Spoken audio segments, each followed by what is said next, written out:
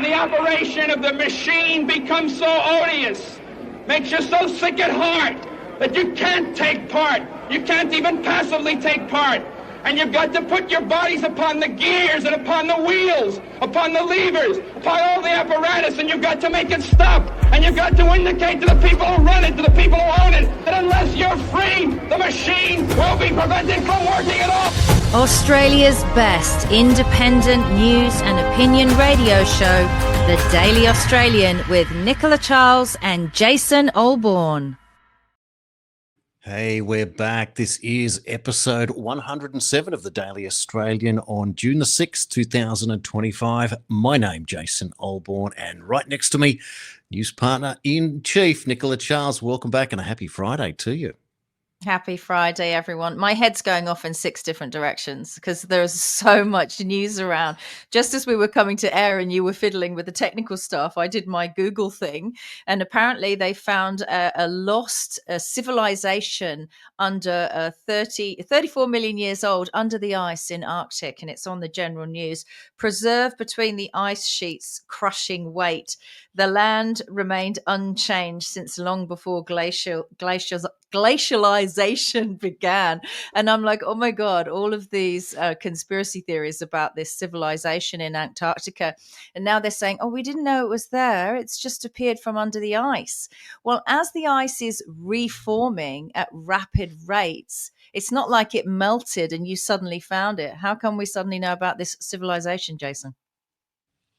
Well, I'm staggered because I haven't seen that yet. But I'll just make this point that one of the reasons I thought that if the story about climate change had an ulterior motive, one might well be that if the ice were to melt, it would have revealed a prehistoric civilization, which would then change all of history. So an actual ice cover-up. An ice cover-up, an ice crime scene cover-up. More crime scene cover-ups, Jason, by the rich and famous. Oh my God! So imagine that. Now we played the clip earlier in the week of George Carlin when he said the Earth is 4.5 billion years old, and humans have been around 100,000 years, maybe 200,000, but heavy industry's only been around for 200.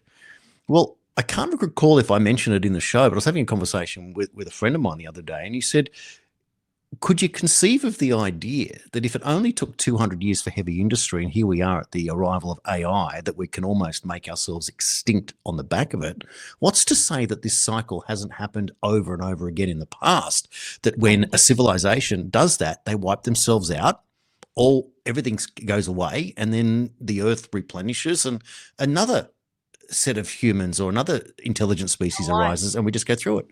Why? Because fiat money systems, and I'm crap at maths and crap with money. All I do with money is spend it and put it where it needs to go, because that's what mums do. Someone was trying to explain to me yesterday in a voice clip, which I listened to over and over and over again, but apparently every fiat money system has an expiration date of 99 years. It's something to do with the 3% and the debt, that every single one of them is 99 years. So this is why, we found this old civilization. This is how life used to be.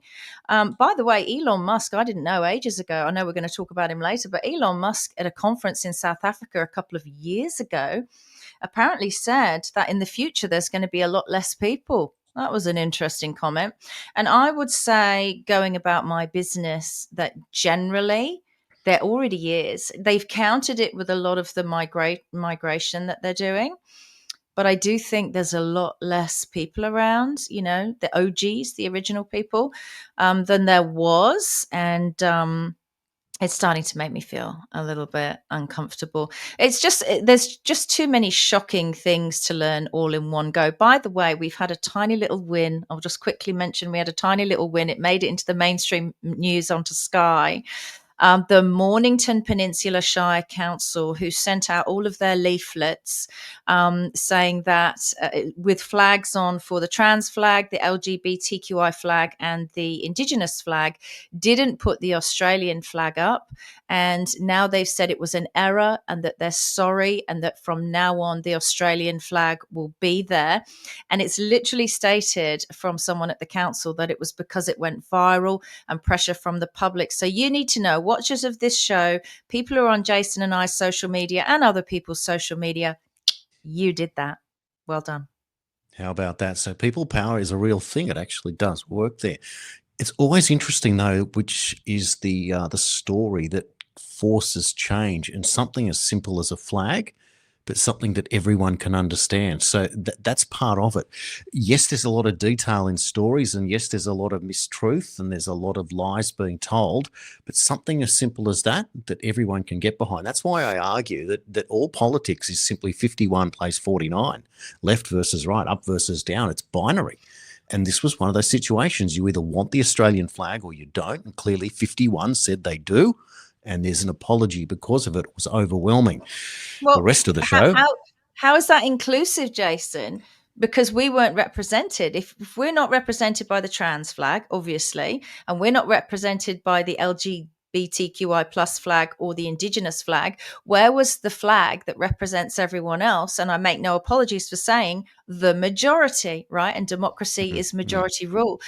There are pundits in America on big shows like Blaze. They're literally doing podcasts about, remember when Joe Biden put the trans flag up at the White House?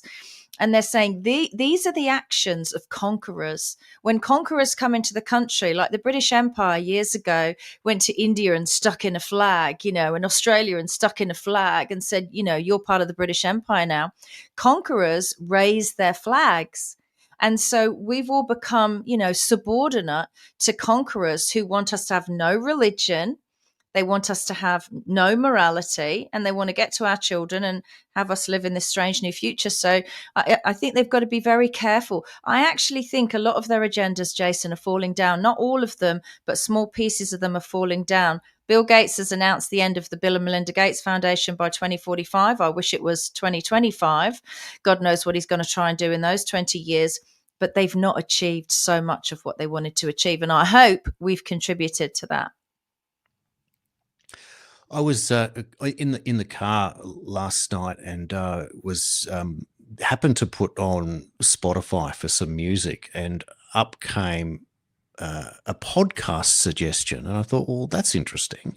I haven't seen that come up before in Spotify, and I'm only new to Spotify. Didn't really have much of an interest. I just never even knew what it was, and I didn't think I wanted to rent music when I had so much of my own. So anyway, I didn't realize that it had all these other benefits. There was a promo within the podcast, and the podcast itself, if I get to tell you about what it was about, it's just ridiculous. I can't believe it was. Anyway, we got to the stage that there was two women speaking, and one was promoting that she was providing a service to provide feminine hygiene products to people who could no longer afford them here in Australia. And the business model was that through advertising on the boxes, it paid for the products, and therefore they could give them away for free, which sounded very noble, great idea, in fact, and it was praised. However, the particular person who was promoting this particular business that she was doing spoke about the fact that she was privileged, that she could have or supply her own for herself, that was privileged. And I thought that was an odd perspective. I don't think it's privileged that you can afford feminine hygiene products, or for men, let's call it toilet paper, or for everyone. Is it a privilege to have toilet paper, or is it a basic human right? My point is, it's the perspective in which people see themselves. So are young people now seeing that they are so privileged that they hate on themselves for having something and consider that the baseline is to be neglected, abused, and have less than nothing, and that is the baseline. And therefore, this introduces the feeling of people who have nothing but become politically militant, and therefore become entitled. And that lies another problem, because if you have nothing but are also willing to be in the nothing category but not contribute, in any way to the system, are you then in a position where you believe that you are entitled to be given and things to be handed to you? You see where I'm going from this? I do. This is what they've done to us. They've crushed us, Jason. They're crushing our young. We know what's right and wrong. The Yes. young don't. They're telling them, oh, you're privileged if you've got feminine hygiene products. You need to be labeled with this global guilt because there's so many people who don't have it. It's disgusting what they're doing to us. They're trying to crush a civilization. I say it to you all the time. I must just mention one quick funny.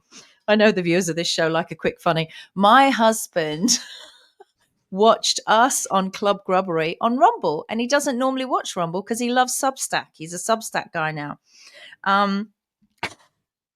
And apparently, because we all try and monetize our media because we can't get real jobs because we tell the truth, on the Rumble for Club Grubbery, there was a couple of times an advert came up, and my husband was driving, so he couldn't press any buttons that say skip or anything like that.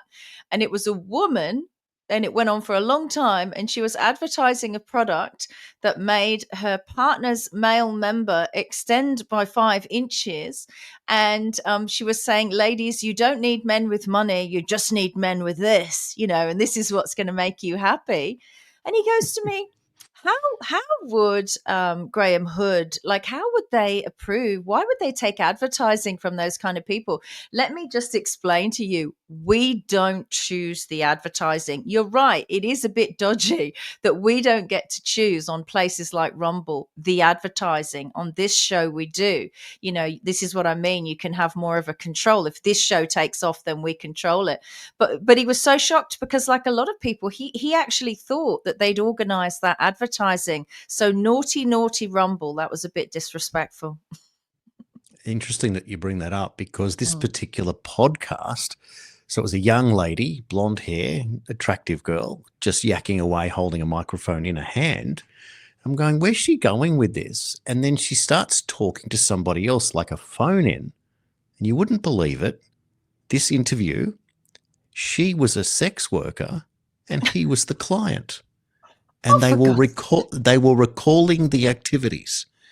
And so this is what I mean. They're debauching us. This debauchery has to stop. This is how they've conquered us. This is why this is related. This is why these flags are hanging, right? They're taking away all of our dignity. You're disgusting, the people doing this.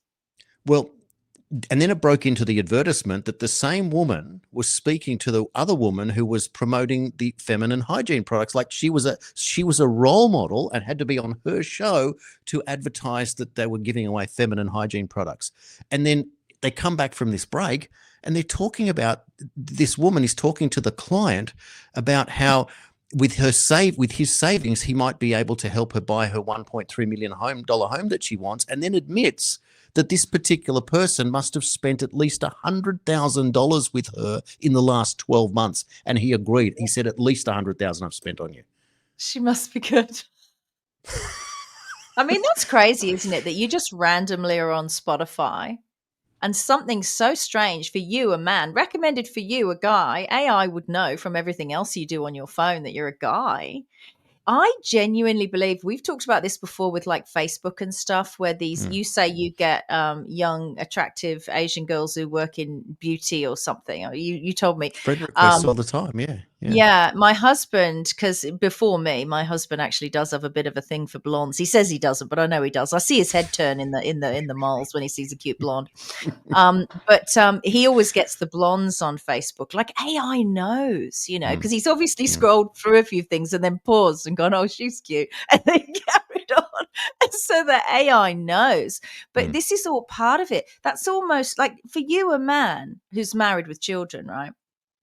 Listening to that's purposeful. There's intent there. That's not random. That's not some accident, Jason.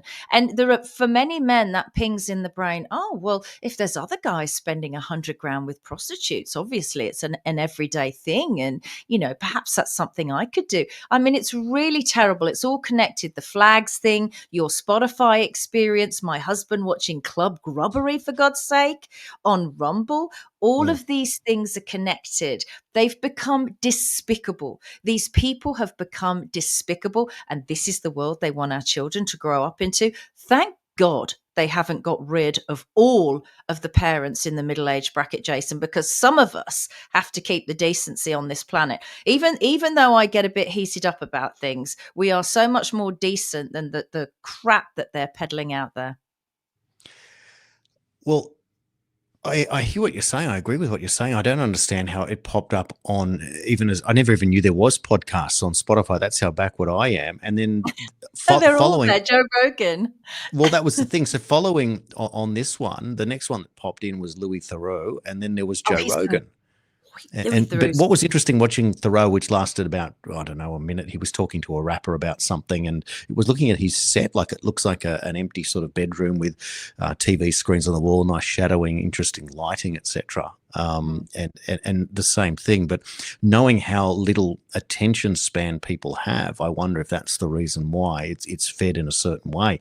And then you look at the people that Joe Rogan's spoken to in the last, couple of weeks, and many of them, people that you may recognize.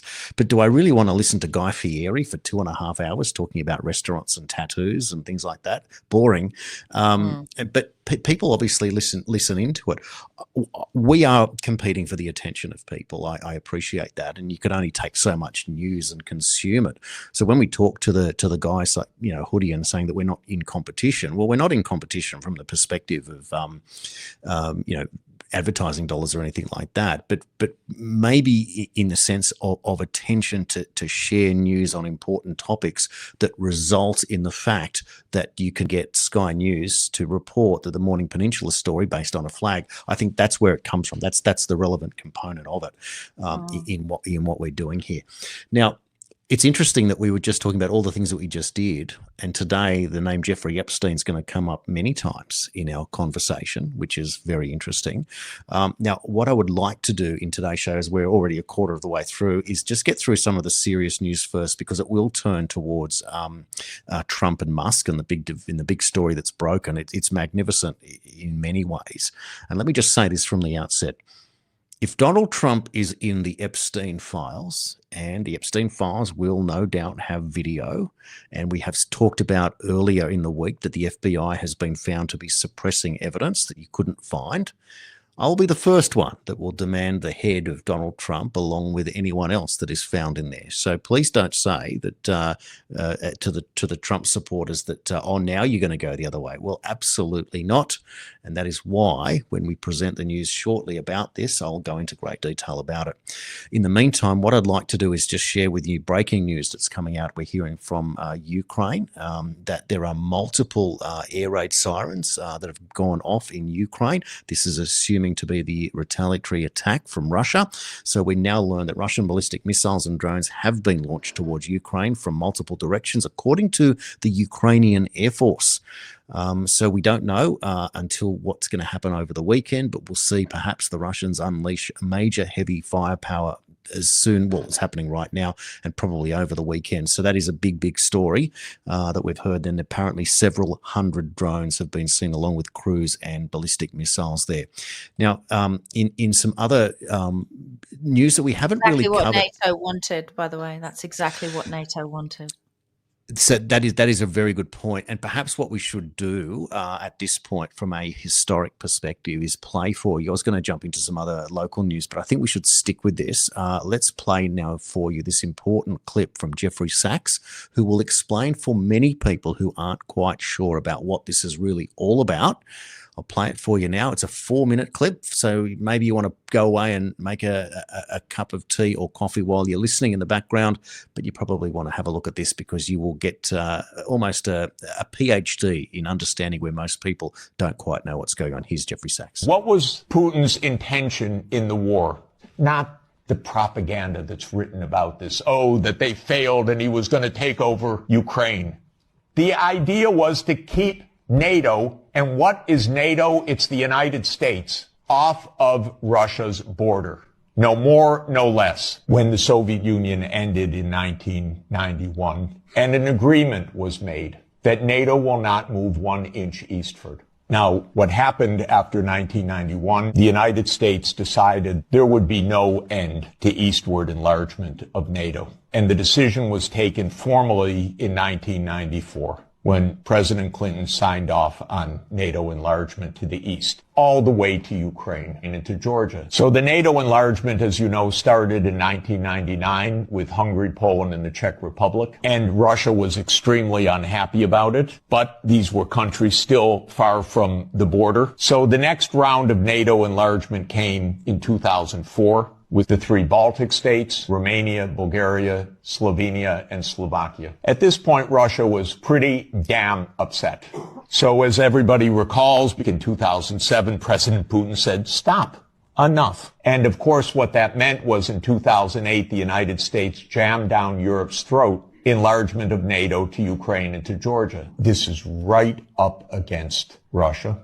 And Russia protested because if Russia decided to have a military base on the Rio Grande or the Canadian border, not only would the United States freak out, we'd have war within about 10 minutes. And a month later, a war broke out. That gets Georgia destroyed. And starting in 2010, the U.S. put in Aegis missile systems in Poland and then in Romania. And Russia doesn't like that. In 2010, Viktor Yanukovych was elected on the platform of neutrality. Russia had no territorial interests or designs in Ukraine at all. What Russia was negotiating was a 25-year lease for Sevastopol Naval Base. That's it. Not for Crimea, not for the Donbass, nothing. In 2014, the U.S. worked actively to overthrow Yanukovych. Everybody knows the phone call by my Columbia University colleague, Victoria Nuland, and the U.S. Ambassador Peter Piot. Listen to it. It's fascinating. I don't think Cleach should go into the government. I don't think it's necessary. I don't think it's a good idea. I think Yats is the guy who's got the economic experience, the governing experience, and, fuck the EU. No, exactly. And I think we've got to do something to make... You don't get better evidence. Then came Minsk, and especially Minsk II. It said there should be autonomy for the Russian-speaking regions in the east of Ukraine. It was supported unanimously by the UN Security Council. The United States and Ukraine decided it was not to be enforced. There were many thousands of deaths in the shelling by Ukraine in the Donbass. And one of the issues on the table in December 2021, January 2022, was, does the United States claim the right to put missile systems in Ukraine? And Blinken told Lavrov in January 2022, the United States reserves the right to put missile systems wherever it wants. So the war started. What was Putin's intention in the war? It was to force Zelensky to negotiate neutrality. And that happened within 7 days of the start of the invasion. Ukraine walked away unilaterally from a near agreement. Why? Because the United States told them to. The idea was that there would be Ukraine, Romania, Bulgaria, Turkey, and Georgia that would deprive Russia of any international status by blocking the Black Sea. And the American senators, who are as nasty and cynical and corrupt as imaginable, say this is wonderful expenditure of our money because no Americans are dying. It's the pure proxy war. And since the U.S. talked the negotiators away from the table, about 1 million Ukrainians have died or been severely. How about that? I think anyone who doesn't live in a country that borders Russia should be very grateful, because if any of our countries, the UK, Italy, France, Germany, any of them did border Russia, we'd be in the same predicament that Ukraine is in now. As I said yesterday, there has been enormous incitement to violence by not just Zelensky, but all of those deplorable leaders, those destroying our civilization for us, the Keir Starmers, the Joe Bidens, the Emmanuel Macrons, who have been assisting in baiting Russia to strike. I believe that's what's been going on, because they have to have justification. And what has Russia really done so far? It's tried to stop the rush of NATO to the border. This, you talk about land grabs. They're land grabbing from us, private citizens in their own countries, using heritage laws or crazy taxation or, what are they called? Levies for farmers. It's a land grab for Russia. It's no different, except this one requires a military action. So how can they justify it? This is the same as 9/11, so that they could enact the war on terror and Operation Shock and Awe in Iraq. This is the same thing. It's shocking. It's embarrassing. Why? Because this is us. This is in our name.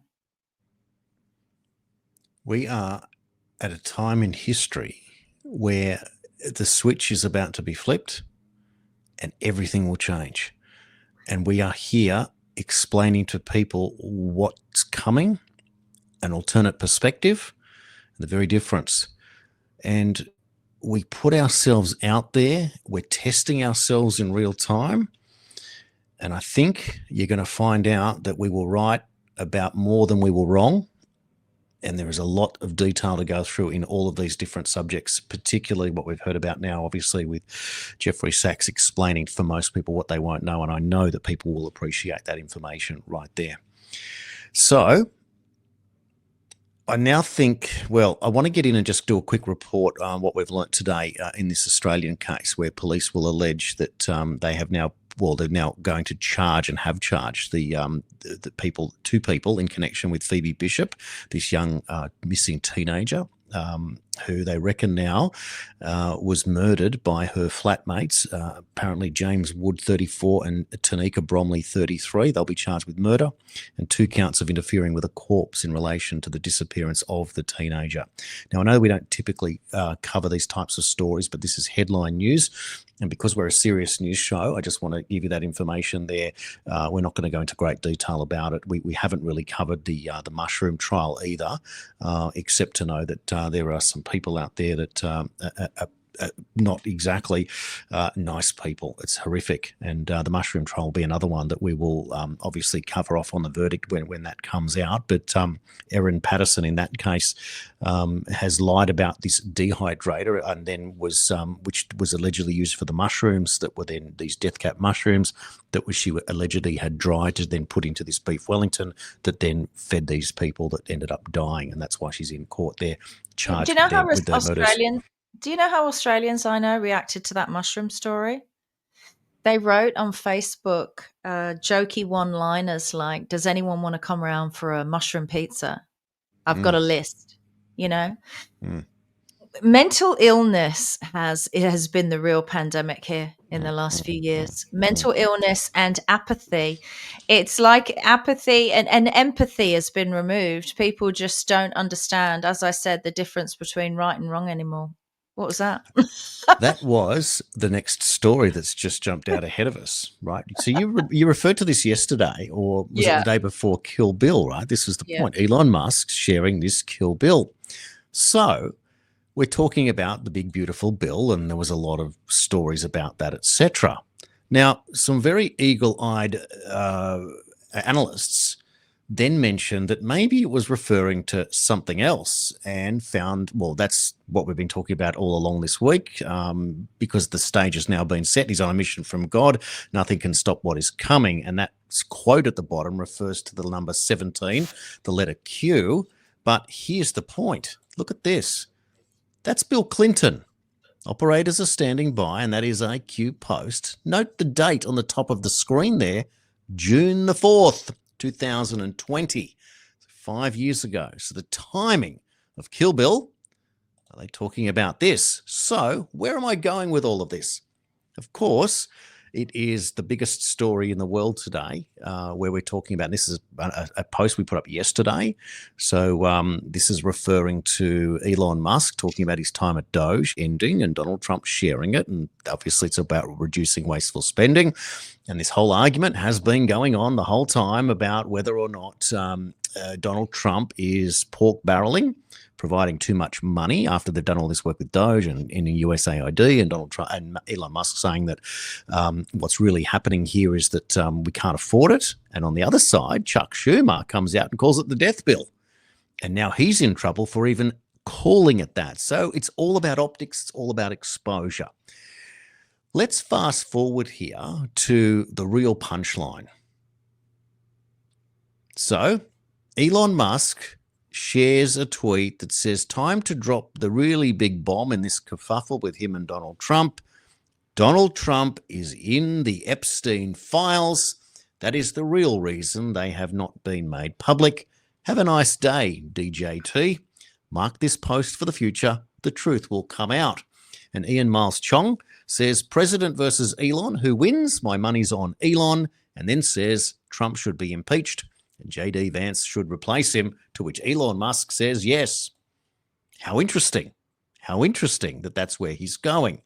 Now, you can argue that this might be the case. I am looking for a photograph that I haven't uploaded here. However, Elon Musk brought his little son X with him to the White House, and there are plenty of photographs of Donald Trump hanging out with X. So if he really thought that was the case, would he leave his son with somebody like that, Elon Musk? Don't know. There are also plenty of photographs of Elon Musk with Ghislaine Maxwell, so we know that this is a grey area. I think this was a pretty cute meme I put together for everyone today. Hey, Donald, would you like me to broker a peace deal with you and Elon? Says Vladimir Putin. and there's old What G in the corner. Jason, what a circus this all is, for crying out loud. Yes and no. Because now, after years and years of avoiding what's going on, right? And let's have a look here. He's telling you, Elon Musk, kill the bill. What do the Democrats want? Democrats, kill the bill and release the Epstein files. Eric Swalwell, release the Epstein files now. Harry Sassoon, young man, it's time for the Epstein files to be released, given what Elon Musk said about Trump. Whatever the DOJ and the FBI has, they need to make it public now. Yes, they do. Yes, Can't believe there's Democrats calling for that. I mean, there's going to be some serious Democrat names in there. Wow. Okay. So what I would like to call it, and we'll rush this one up because it's just appropriate, I think, to bring it up right now. I'm just looking for the video to play, that segment that we've been playing this week. Where is it? I'll play it for you now, and then I'm going to give you the clip. Here it is.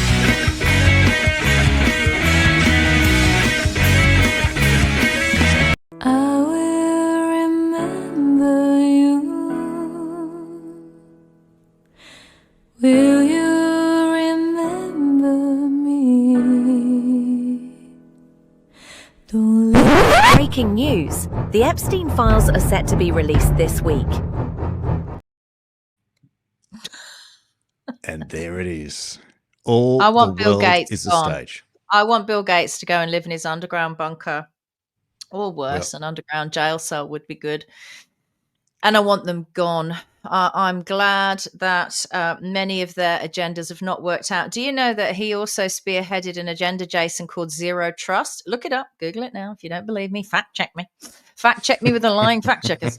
It's called Zero Trust, right? This is the future that they want. You know what this is? It's all with your digital ID. They can't do it without digital ID. And I think we've contributed to making sure people are not going to want to get one of those. What it is, they've already trialed it a little bit. You'll go into supermarkets and nothing will be out like the normal civil society. And you pick the best apples and the bananas and you turn them over and you make sure they're not rotten on one side. That's all going to be gone. Everything is behind plastic or glass doors with a digital keypad. You'll hold up your phone or your wrist or you'll headbutt it with your brain chip, whatever you've got. And if you've been a bit naughty, the door won't even open. It's not about choice. It won't be about if you can afford it. You might even get to the register and it'll say you're not allowed to buy that food, which would be, I'll be in real trouble because I only shop in the organic stores. So they won't let me do that. And it's just total and utter control. These people are insane. They are completely insane. And they've been basically engineering all this for such a long time. Now they're getting mass pushback. I actually feel quite relaxed now, Jason, because it doesn't matter where I go on social media, at least, obviously not establishment media. You just see all of these people going, no, we can't let them do this. We've got to stop them. This is communism. And it's like, oh, phew, thank God other people have woken up. It's brilliant. I love it. The story, obviously, with Trump and Musk will dominate over the weekend because all the weekend news discussion shows are going to talk about it. So you know something's coming for next week. Well, Steve Bannon is to the Democrats. Musk, is he defected? No. He's just playing a game here. This is but how serious is the game? Because Steve Bannon has come out and said this. Steve Bannon calls for Elon Musk to be deported. Says the Trump administration should investigate Musk's drug use and suspend his security clearance. Drug use? Hunter Biden still lives in America. What are you talking about? So, God. So this is why it's so interesting, because they're all going to jump on this now. So basically, you know, you're attacking Trump. You're saying he's in the Epstein files. You're attacking Musk. You're saying he's a drug user. He's an illegal alien, et cetera, et cetera. Well, what's just dropped? Watch this one. This is Steve Bannon. He's going even further. Take a look. Know anything? He's a know-it-all. He knows some engineering. Don't get me wrong. I give a hat tip for that. But he doesn't know anything about the real world. Doge was, and for any fanboys that still exist, while you're wrapping up in your cape tonight, understand on Doge, he didn't find any fraud. There's plenty of fraud out there. This is President Trump's first complaint. Was this all BS? Right, with the Doge. The act that President Trump should be taking immediately, I think, when he threatens to take one of the big programs out of SpaceX. President Trump tonight should sign an executive order calling for the Defense Production Act to be called in SpaceX and seize SpaceX tonight before midnight. Steve Bannon is calling. I did wonder how long it would take. Yeah. I wondered how long it would take for the US government to seize all of the these, what are they called? You've got them, haven't you? The star satellites. What are they called? Starlink, and all of this technology. Yeah. I did wonder if that, wasn't the end game. So now you've got to start asking real interesting questions, right? So the people who have been watching, let's call ourselves the spoiler alerters about what's really going on here. Back in 2017, Trump and Musk had a very public falling out, and they didn't talk to each other for many years. And it was only when Trump and Musk came back for this previous election campaign did they become friends again. Now, if it turned out, because let's just backtrack a little bit here. So Darren Hinch told me that he saw Joe Biden wearing a mask and couldn't believe it, and he talked about it. So it concerned Darren Hinch that much that he told me that he was concerned that, and he said, does that mean that Obama and Jill Biden were running the White House? So I've got that on tape. Now, if that's the case,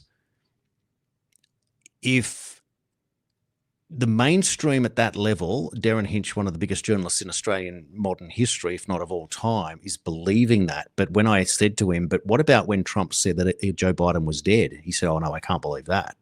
I go, well, why would he say it? So we parked that one there. But we have been told by Donald Trump that Joe Biden's not Joe Biden. Whatever. Yep. What if that were true, because you're the president of the United States and you really just can't lie like that? So let's park that for a moment. What if Elon Musk was shown evidence of some horrific crimes back in 2017 and was told that you will have to go along with this? And when we ask you to do something, you're going to have to do it, which was to drop $45 billion and buy Twitter, which he did. And then you're going to help me with the campaign, which you will do. And then you'll have a very public falling out. And that's what you will do. And if you do all of those things, well, then your life will be spared and we go off and you're going to be one of the lucky ones. And maybe he took that bait. But if Joe Biden is seriously not Joe Biden, and we've seen the pictures of the masks and we've seen the earlobe and we've seen all this weird stuff. If we really are watching a movie and this is all just a put on because you have to wake the people up and that there are real characters and there are real players in all of this, then maybe, just maybe, this is some maneuvering behind the scenes and Steve Bannon calling it in certain ways, and maybe Elon Musk really will have to give up some of the things that he created, such as SpaceX, which gets absorbed into NASA. Only today, Trump's come out and recommended a new leader of NASA. So that's interesting in itself. The timing is extraordinary. So it's potential. You're saying there's potential that Elon, who compared to the rest of us is a big shot, was actually sort of a little boy in a very big boys club, right? And they've used him and discarded him, and now he really knows what's going on, and so he's just doing his little poignant messaging out there, which is quite powerful, right? Because he owns the platform. So he was used and abused and discarded like some old hooker. Is that what's going on?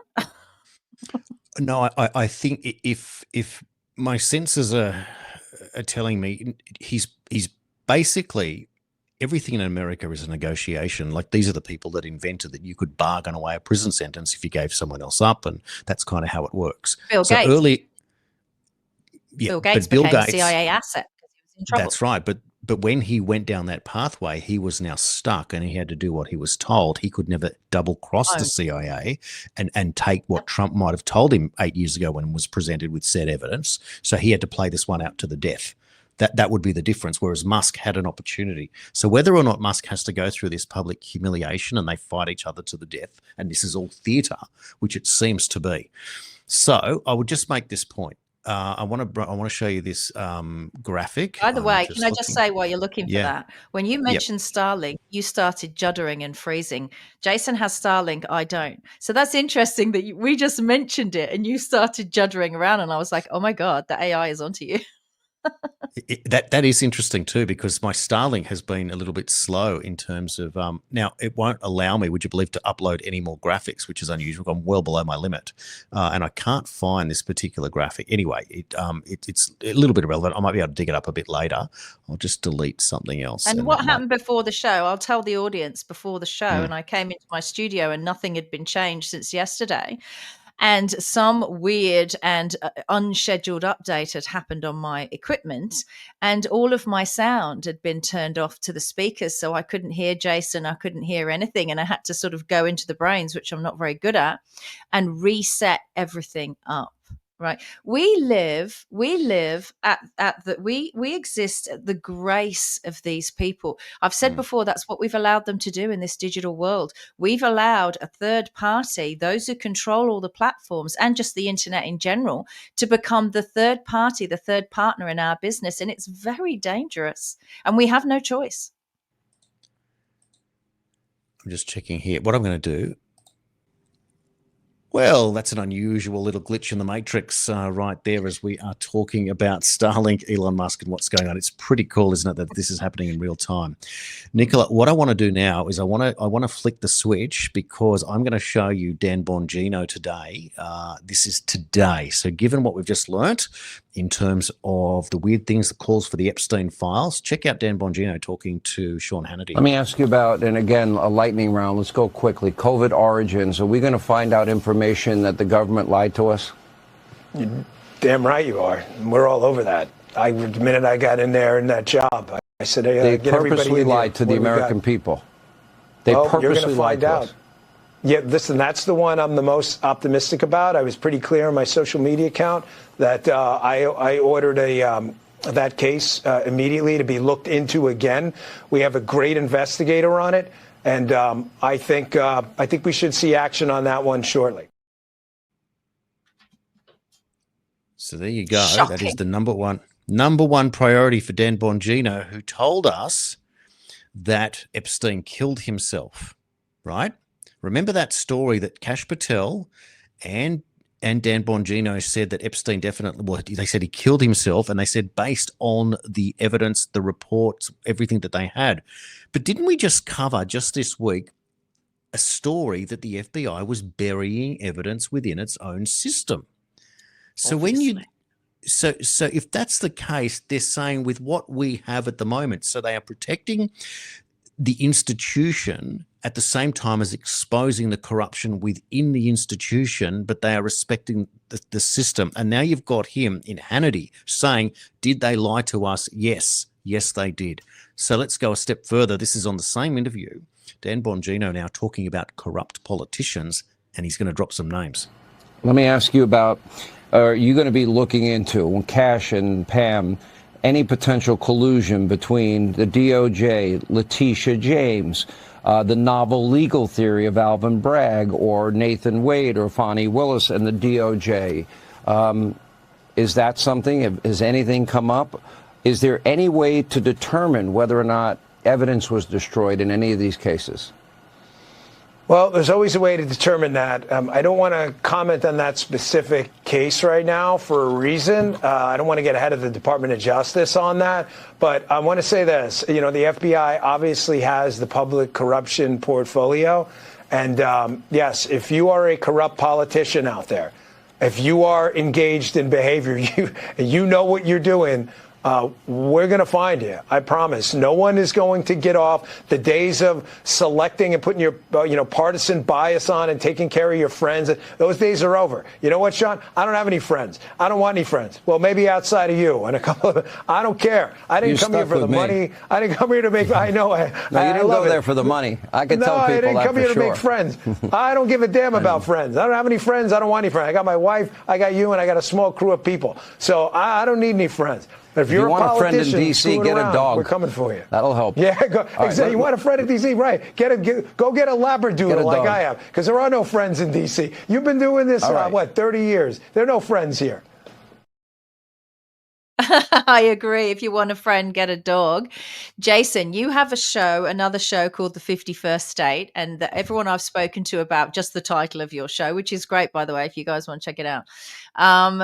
And because you have this idea that you want Australia to be the 51st state or the 52nd state or whatever, usually I'm like, no, I want Australia to revert back to the Commonwealth Constitution, 1900 UK. We don't need to revert back to it. It's there. This is the Commonwealth Constitution. If you do rock, paper, scissors, the Constitution is the rock. And these people, Albanese and the rest of them, are paper around the rock. Once you burn that paper off, your Constitution is still there.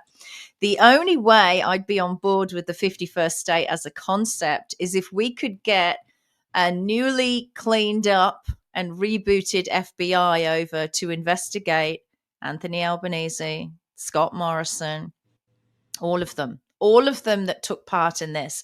The sad thing is, the age that I am, I'm 55.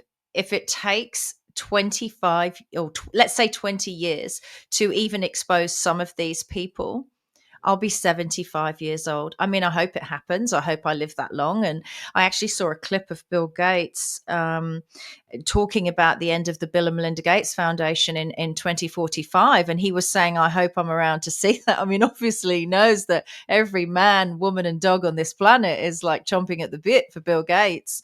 But yeah, we need these people investigated. We don't really have an equivalent of the FBI, and what investigators we do have seem to just be running the government's business.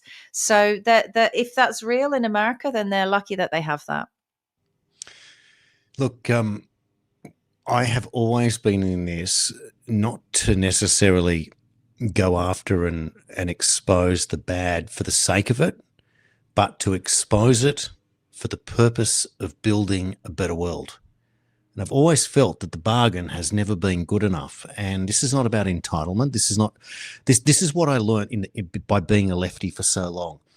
I thought that Bernie Sanders was going to offer the best deal for Americans at the time, which was $15 an hour, free tertiary public education, and free healthcare. I thought that's not a bad deal if that's the world that you live in. It's a base.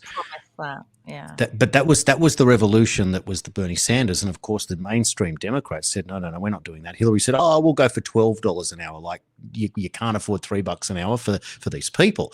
And then I realized that that's not what it's really about. What Bernie Sanders was doing was negotiating with terrorists. And what I realized from the Panama Papers, which was some documents that got released in the 2017 period, roughly, how much money was being squirreled away by politicians and business people that was in these secret files that you could never find out. And it was sums in the trillions of dollars, private money. And I realized what Bernie was doing was that he was arguing and playing with the 3% of all wealth whilst ignoring the 97%. And so that was one of the two reasons why I walked away from being a lefty at that point. I said, we're fighting over the scraps when all the real money and the real wealth and the real value is there, and the people controlling it are actually criminals. And so if the whole world is a criminal entity, that just doesn't cut it. So the arrival of a Trump character, realizing that he was the true enemy of the establishment, was the real reason that I jumped ship. But knowing that we had a chance now to actually work out what the real value of everything was, and not so much a redistribution, but an opening up of opportunity. At the same time, I don't want to see any people suffering, but at the same time, if you're a bad person, you're a criminal in your own right, and you can't be rehabilitated, well, there's not much you can do with you at that They're point. already in hell. Jason, they're already in hell. If that's the way you operate your life, that you're willing to harm and maim and kill and deceive and trick and trap and trace and lie to and defraud and propagandize, if that's your bag, you're already in hell. All Christians know that. It's an absolutely repugnant way to exist. You know, for all the smiles and the propaganda, I don't believe Bill Gates is a happy man. I didn't believe that whatever Joe Biden is, that he was a happy man with the nanny, Jill Biden, walking him on and off the stage. These are a shambolic, shoddy group of wealthy people for whom their wealth has gone to their heads. The power and control that they have at their fingertips has literally made them insane. This is the madness of King George, and we have a king in on this as well, you know, and it just goes to prove, and I know it's a sad little thing to say, but it is true. You're better off not being rich. You're better off. They want us to be even poorer than we are now, and they want our food behind glass. And if you did this show today, you won't be allowed fresh vegetables. Naughty girl. That's where we're going. But you're better off because our value systems are in place. I believe I know a whole bunch of people who are genuinely happy people, at least content. They're very content with their lives, and it's because they don't engage in this stuff. You know, it's not nice to be at the top. Look at Elon and Trump and what's going on there. Look at it's all falling down. Schwab is gone. Kissinger is dead. George Bush Sr. is dead. Queen Elizabeth II is dead. Prince Philip is dead. You know, this agenda is falling down. They've achieved a lot. They've harmed a lot of people, and for God knows why they wanted to achieve that. But I'm telling you now, this whole system, if you look at Australia, particularly here in Victoria, where they're constantly telling you we're spending billions and billions on 24 hours a day telehealth and building up the hospitals, and it's all big pharma and money because health was their new OPEC, their new oil. And in order for you to need their health services, what did they have to do first? They had to make sure you had bad health. So what do we have? We don't have a society of people doing triathlons anymore and running around the streets. We have an Australian society of people who have ill health, which means what? You're now customers. And I never wanted to believe it, Jason, but that's what they've done. They're evil. Yep. They're not happy. No, you are exactly right. Well, there's no triathlons, but there is a lot of woke golf going on. Remember that one? Exactly. Now, what I'd like to do is I've got a few more clips I want to show you. It's an unusual, maybe a little disjointed show today, but at the same time, it's just a wealth of info. So this one I'm going to show you now is the man who was on a boat with Barack Obama and was strangely zipping up his fly in the presence of a young person. His name? George Clooney. Take a look. But it's a frustrating time, and I think a scary time for many people. It's a scary time to be a news person, to be in your profession. You've been picked out. 60 Minutes has been picked out. Most news organizations are under fire. That usually happens with demagogues in a way. It usually is a way of the first places you attack are the news because that's how we inform ourselves. So Clooney sucking up to CNN is just interesting because Clooney's in the frame for some stuff, and it's just that whole story is funny. He's another one that looks ill. All that money, and he doesn't look well. Somebody give that guy a decent meal. He's eating too many bugs, and he's obviously vegan. Must be the case.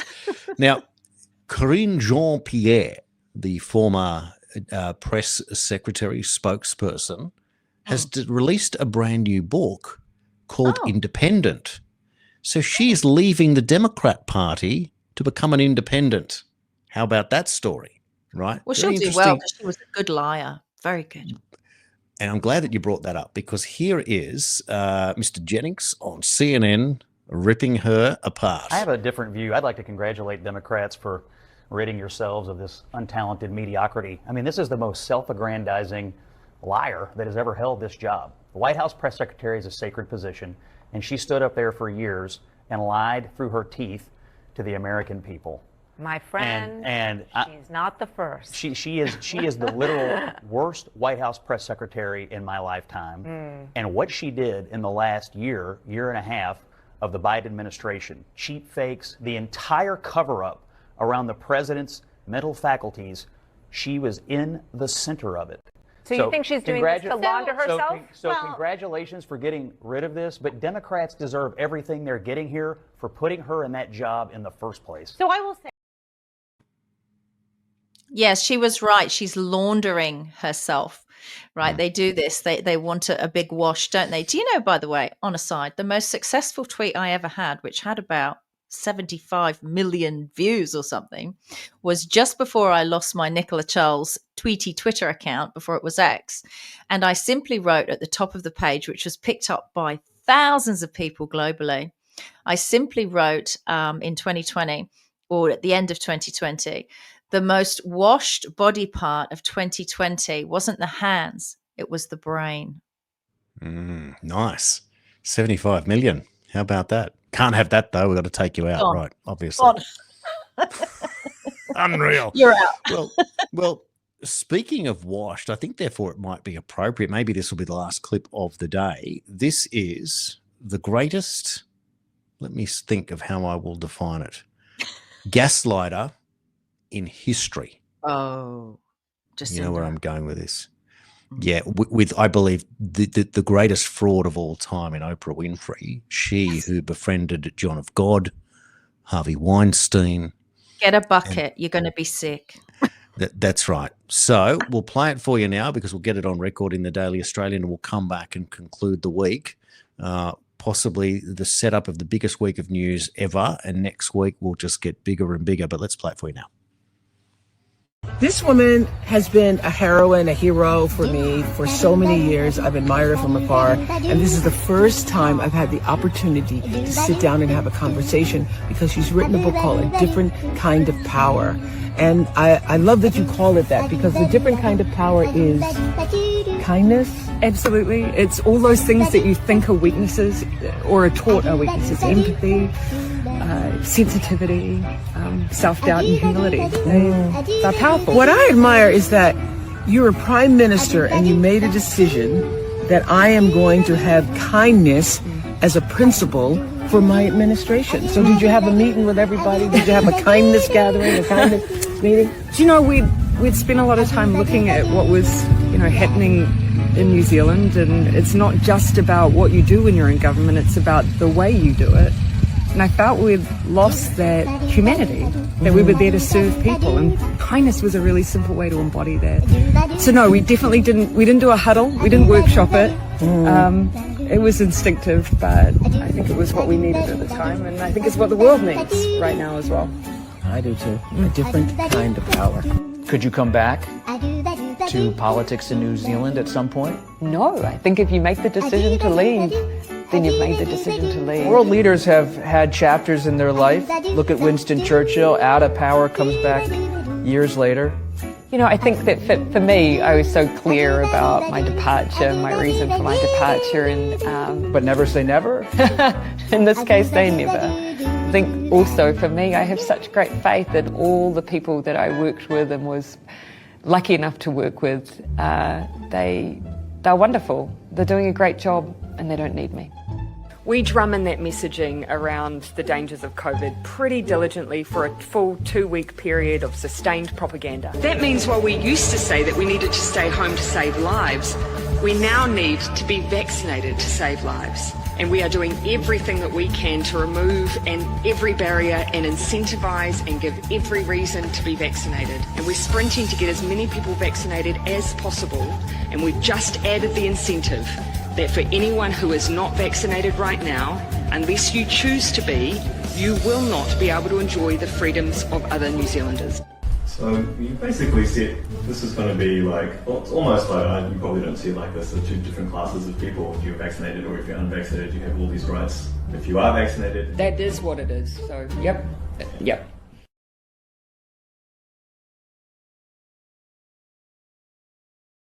Talking about washed and laundered, right? Jacinda Ardern no longer has the black witch hair and the pale skin.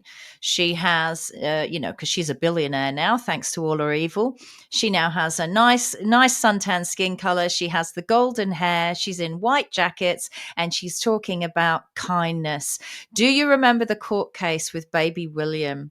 Who it was almost like the second coming of Christ for me. There was this court case in New Zealand where there was this baby and he needed an operation desperately to survive, and that she wouldn't allow it, Jacinda Ardern, for this little baby unless he was vaccinated, baby William. It was so terrifying. It was terrorism against the New Zealand people. She made these parents go to court. She made them out to be bad parents. And now she's telling the world that she led with kindness. You bloody liar. What a horrible human, Jason. Oh, look, the absolute pits. And perhaps the other clip, the short clip of the week, to sum it up, I think beautifully rounds it out. And all I'll say is bring it on. Here she is, Pocahontas. Profitable.